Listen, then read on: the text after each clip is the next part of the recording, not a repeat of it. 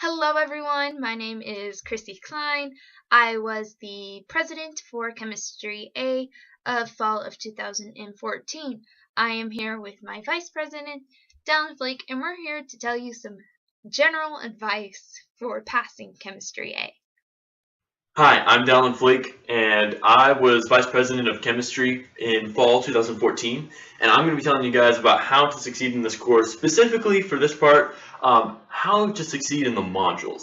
Modules are really important to chemistry, to the course. It's basically how you're going to pass your midterm, how you're going to pass your finals. Very important that you get this stuff done. The module quizzes at the end of the modules are the only things that are graded, so go ahead and do the little quizzes at in between in the module during the week as much as you want. But really what I want to talk to you especially is that the course starts out pretty easy and gets very hard by the end. When you get to stoichiometry, that's module 13, you're just going to be mind blown with just how much you don't know what is going on, basically. So if you can get all the easy modules done, say 1 through 4, if you can get them done really quickly, because they're mostly just the model of an atom, for example, how the structure of molecules are set up. Very easy stuff. There's not a whole lot of math involved. If you can get those done early in the semester, earlier than the pace that is set for you, then you can be that much more ahead for stoichiometry in module 13, which will just be really hard and take a long time. So get ahead in the modules and learn them thoroughly to the point where you might even be able to teach chemistry yourself, because that's when you know that you have learned it really doggone well. So once or twice a week, there's an activity, and these activities range from writing a short essay to making a 3D model. I feel like these activities are kind of catered towards different types of people. Like, I myself loved making the 3D model more than writing a short essay.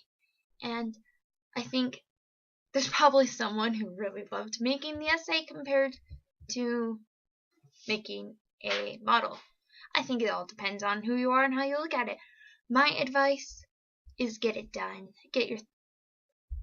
Set time aside for your activities. They should take about an hour or less, and just have fun with it because they can get really boring really fast.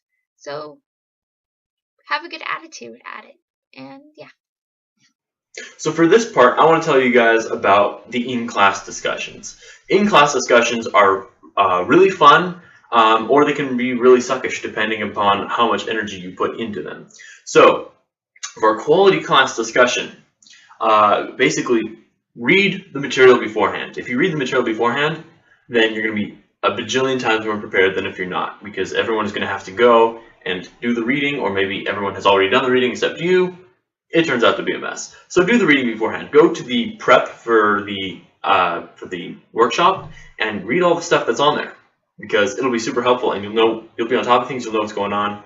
Really helpful. Second of all, is when you have something to add, go ahead and add it to the discussion, because I have been in discussions where the same 4 or 5 people have gotten on mic over and over and over and over again, and even in chat, and everyone else is silent. And while that's invigorating for the 5 people, everyone else is just watching. And in addition, we're only getting 5 opinions, when in reality we could get the whole classes, or perhaps that could be up to like 30 opinions all at once. And we're missing out on all that goodness, all that discussion, and it becomes more of a simple debate instead of a complex one, bringing a whole bunch of perspectives. So bring in that. And then in addition, what I would also suggest is don't be afraid to come on mic, because I know sometimes it can be kind of frightening, to come on microphone. Trust me, I've been there, and or to be on webcam.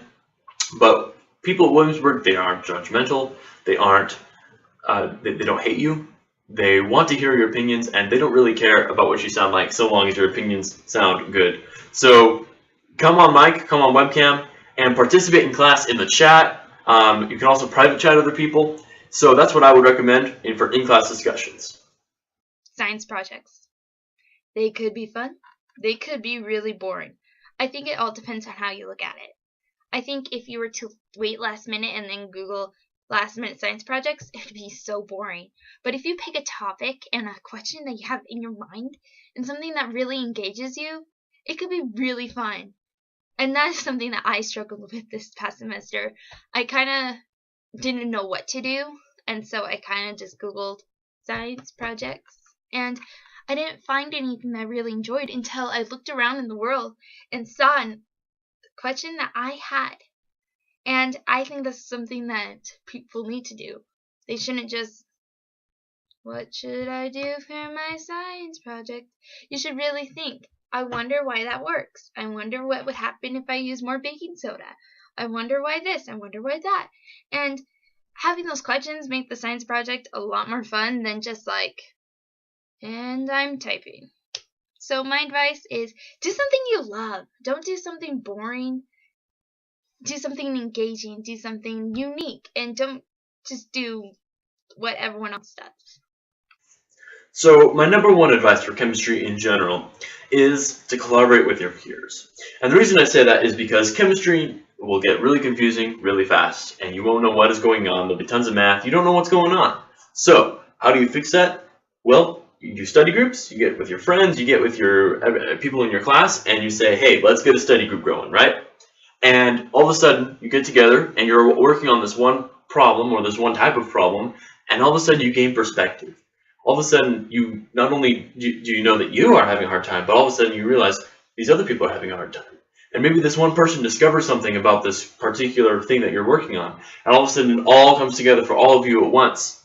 And maybe a little explaining here and there, and it just is so much better for everyone. So collaborate with your peers, because it'll not only help you and your grades, it'll also help them and their understanding of chemistry. And in addition to that, it'll create lifelong friendships for you guys.